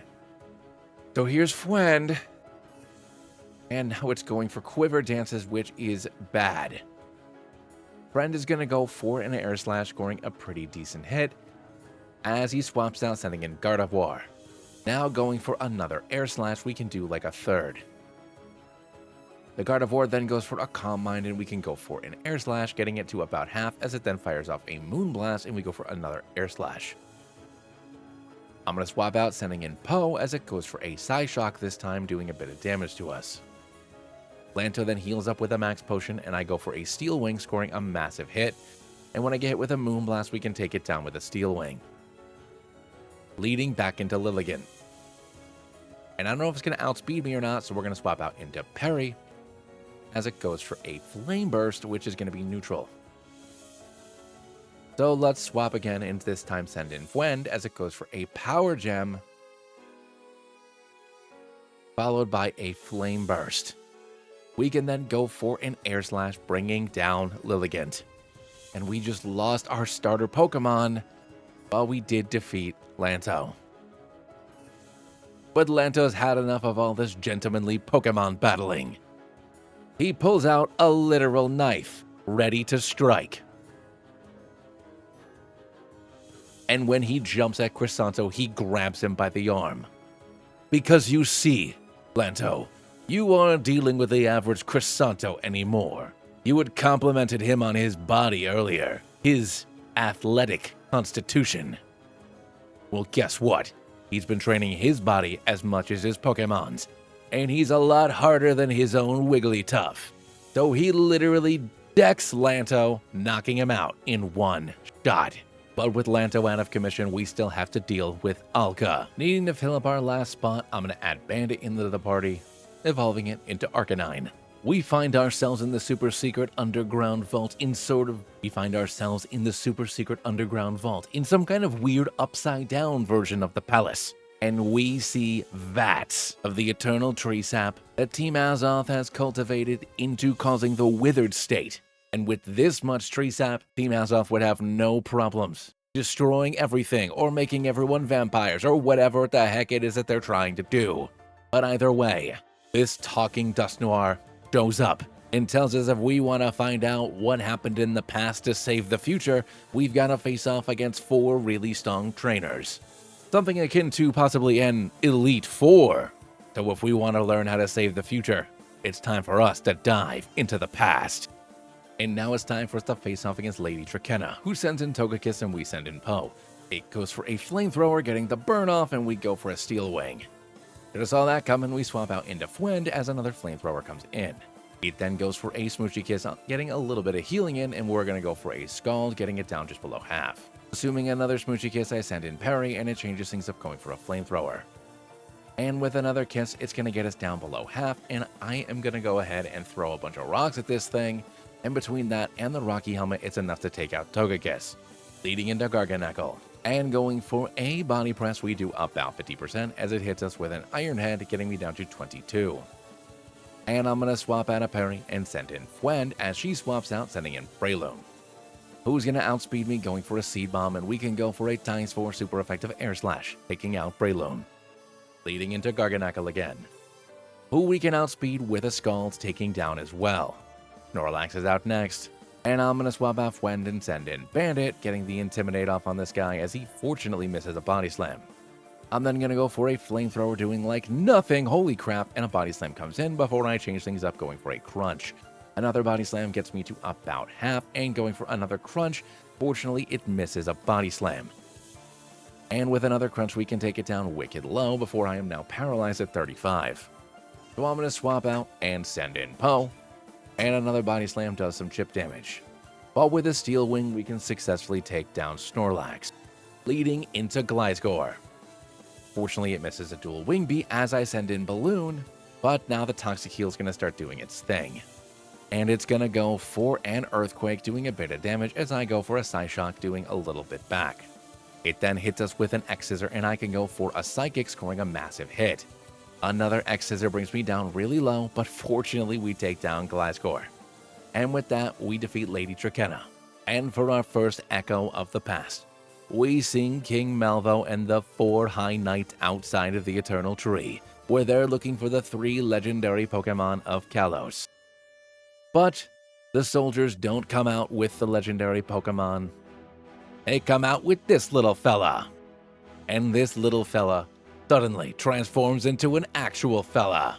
And the king and all the High Knights decide to take this fella, Lumio's Palace, so they can find out exactly who this fella is. And now it's time for us to face off against High Knight Telio, who starts with Turtonator, and I send in Fwend. I'm going to go for a Scald, doing a bit of damage as a Will-O-Wisp fortunately misses. On the following turn, another Scald is going to bring it down just below half, and it's going to go for a Lava Plume for reasons I can't possibly comprehend, but it does get the burn off because of course he's lucky enough to get the burn off.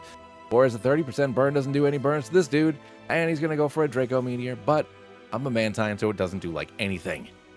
And with one more Scald, down goes Turtonator, which leads into Cloyster, who is going to go for a Rock Blast, and I did not think it was going to do that on the first turn, and down goes Fwend.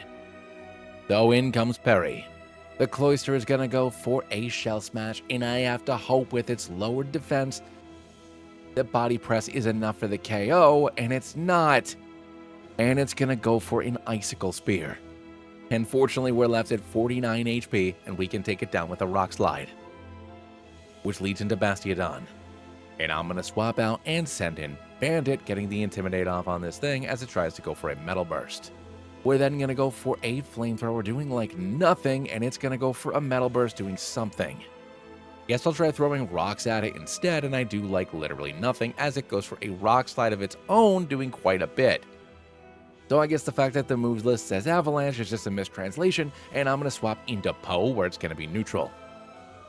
And we can go for a Steel Wing, getting a bit of damage in. Unfortunately, this thing has a rocky helmet, and it goes for a Metal Burst. I'm going to roost up on the following turn, as it tries to go for another Metal Burst. Then going for a ×4 super effective body press, we can take out Belladonna, which leads into Sylveon. And we're going to go for a Steel Wing here, scoring a massive hit, grabbing the defense boost, and grabbing the Oko, leading into Ferrothorn. And I'm going to go for the stab on the Drill Peck, doing a little bit of damage here.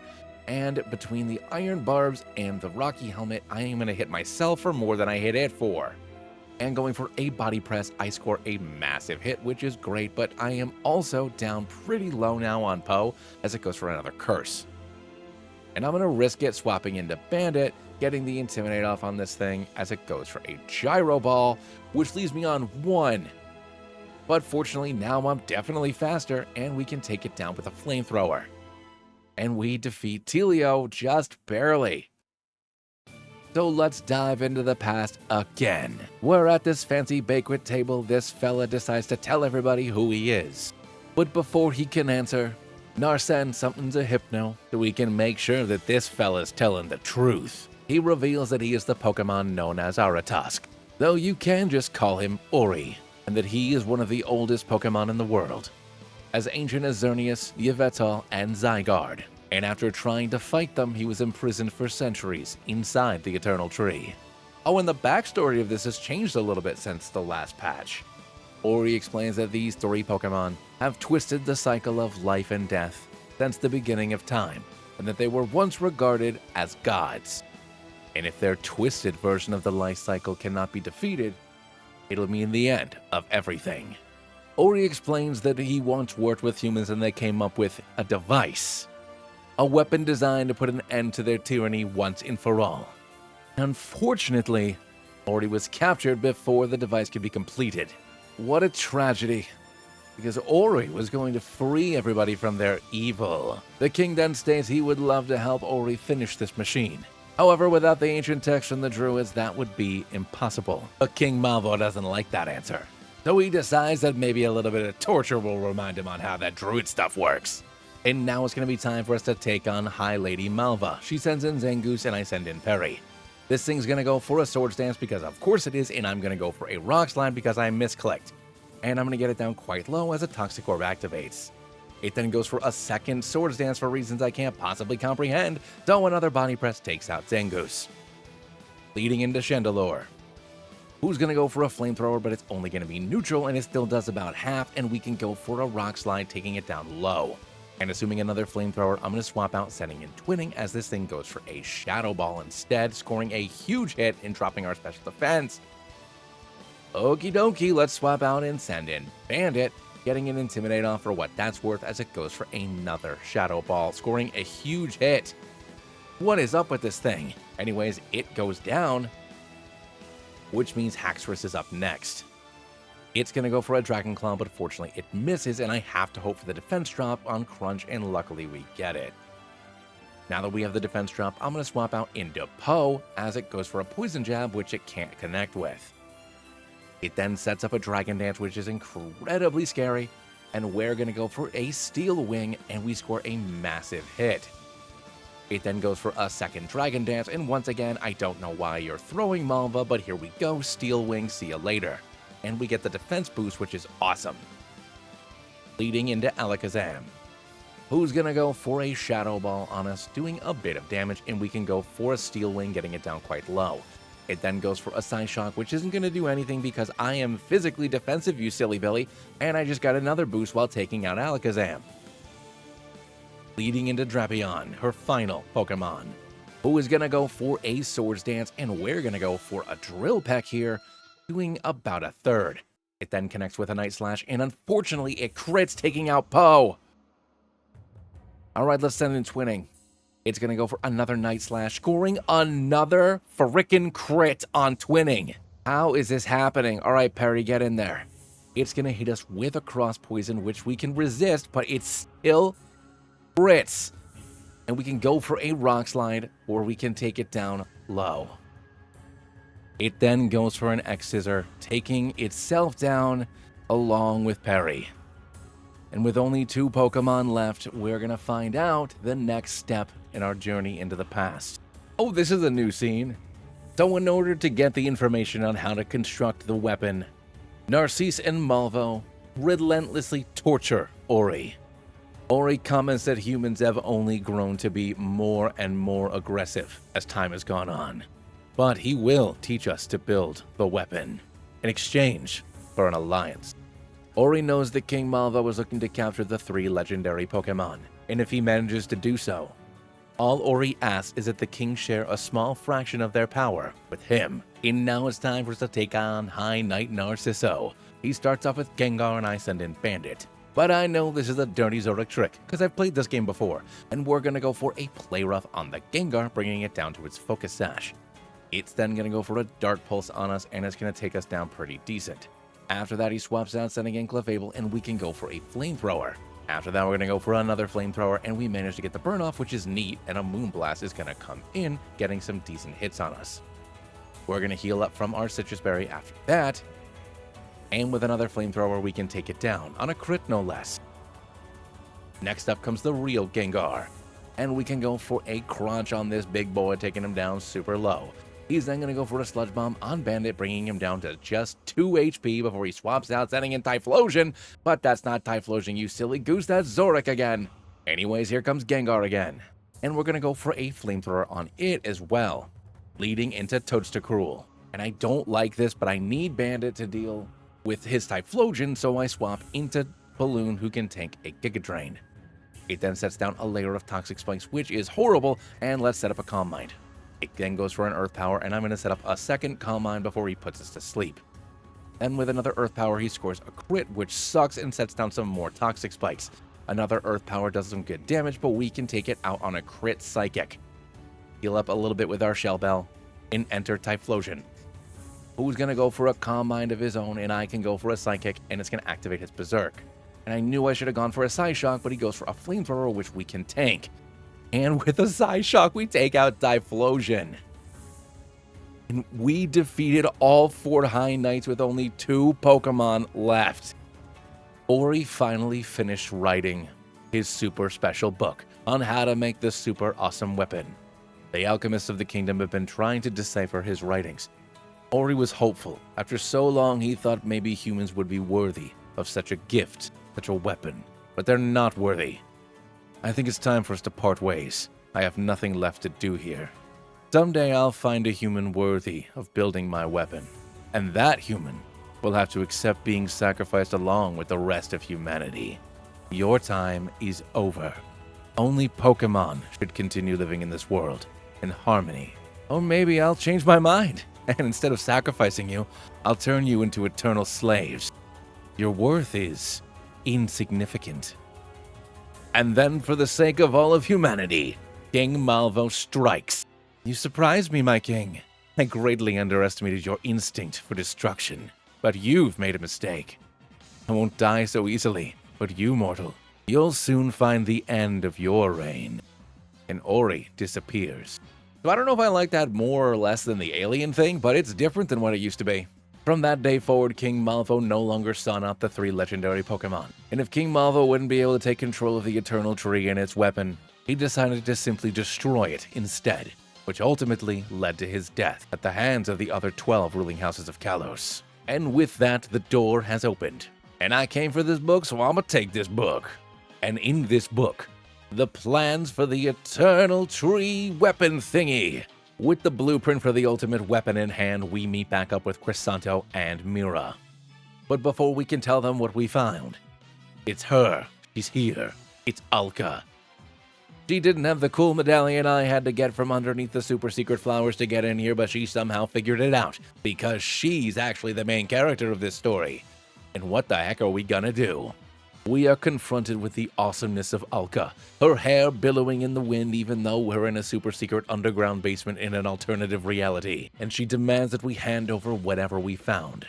The 3 of us go to challenge her Grimmsnarl, but we stand no chance. Wigglytuff throws up a light screen, Absol with Protect, and my Arcanine just standing there like a doofus.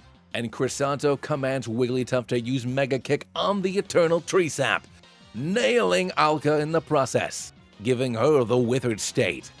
A completely incurable status condition, unless of course you go to a Pokemon Center, the place where they cure status conditions. But this also gives us the exact chance we need to get the heck out of here.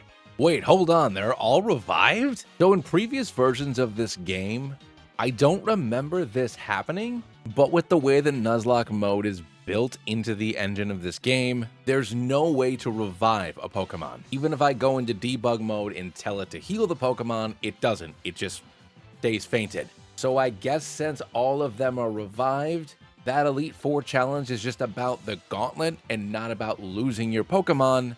So I will take all the help I can get if that means that we can get into the second half of this game, because I do not think I'll beat the king with just Bandit and Balloon. Also, if you watch some of my older videos where I failed, I had fewer than 6 Pokemon going into this last fight. Anyways, we get back into the real world and I draw something funny on Lanto's face just before we meet back up with Melia. She states that we need to get to the throne room now, and just then a revolutionary breaks down the door, commanding us artillery to use Octazooka. And when it does, I drop the book.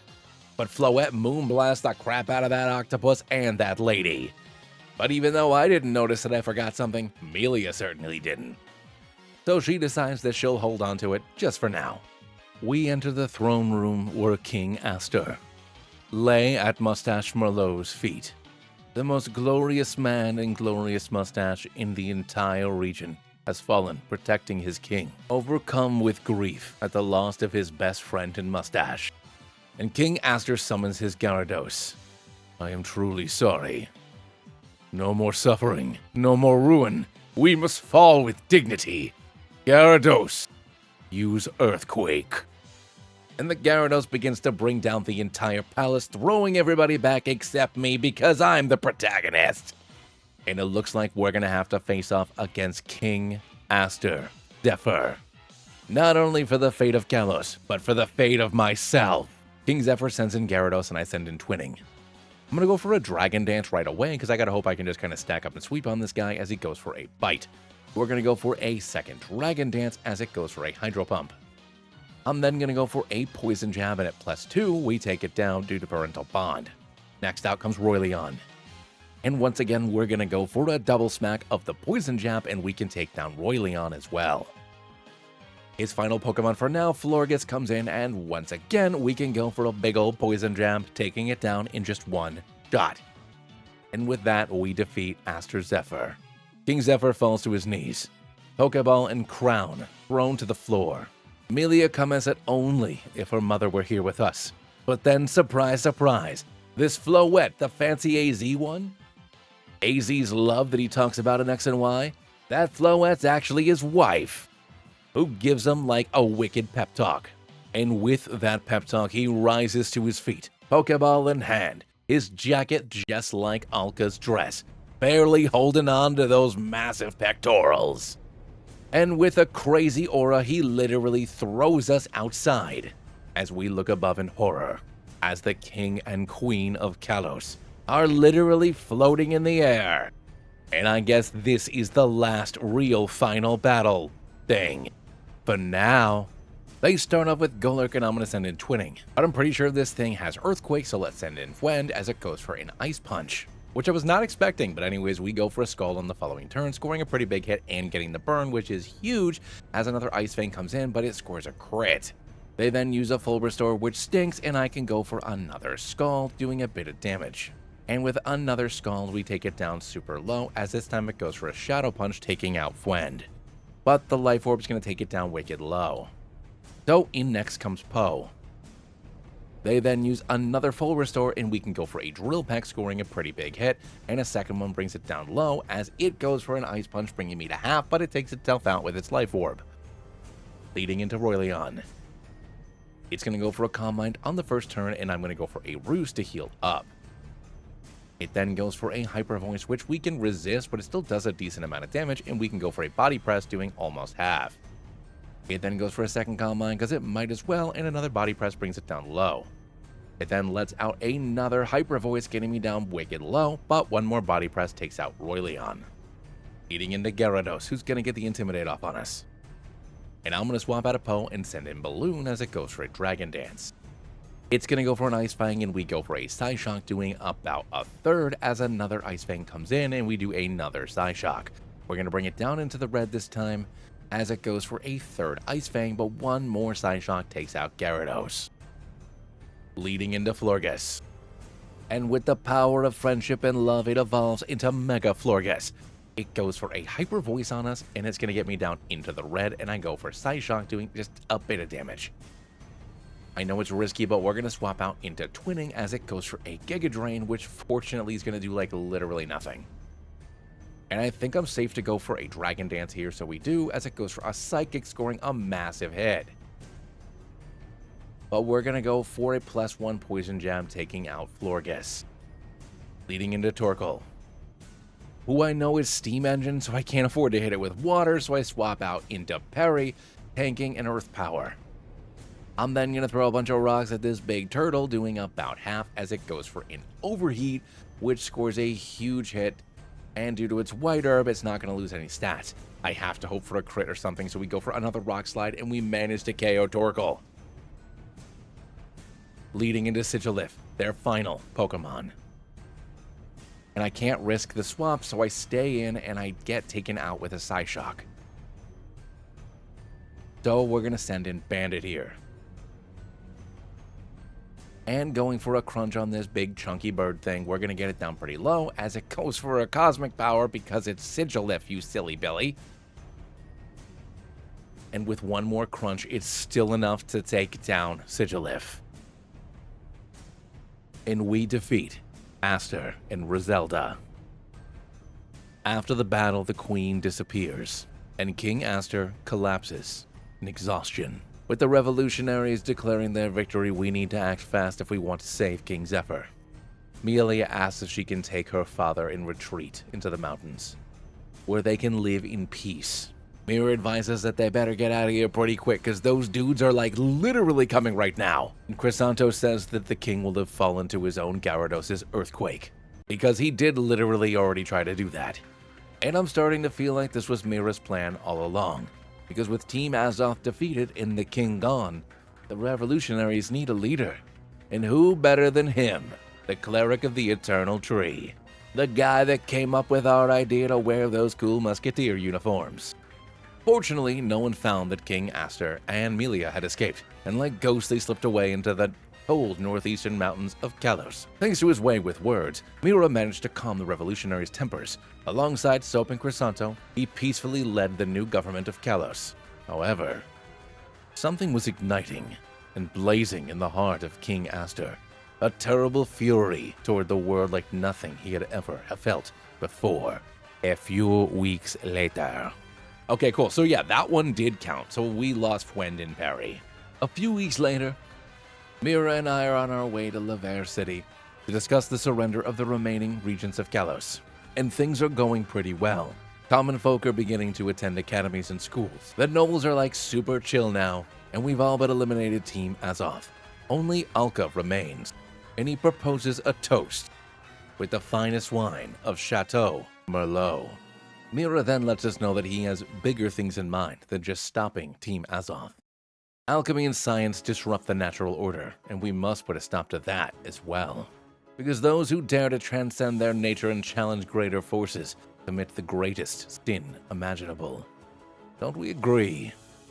And I feel like the finest of Chateau Merlot was actually laced with poison. Where is the book? What did we do with it? Did we give it to Professor Olivier? Are we planning to use it on our own? We will answer him. And after throwing us out of the carriage, Meera declares that we're traitors and to arrest this dude. And next to Meera stands Ori. And it all becomes clear. And honestly, it kind of makes sense. A cleric of the Order of the Eternal Tree is taking orders from the Pokemon of the, Eternal Tree. And that, everybody, is how I beat a hardcore Nuzlocke of Part 1 of Pokémon Z. If you like the video, the sound of my voice, and you made it this far and you're not subscribed yet, then what the heck are you doing? You should definitely hit that button. And if you want to see what's in Part 2 of this game, it's going to be my first time tackling the second chapter, which was recently released in English. So make sure you subscribe so you don't miss that video. But anyways, I will catch you all later. Thanks so much for watching. See ya.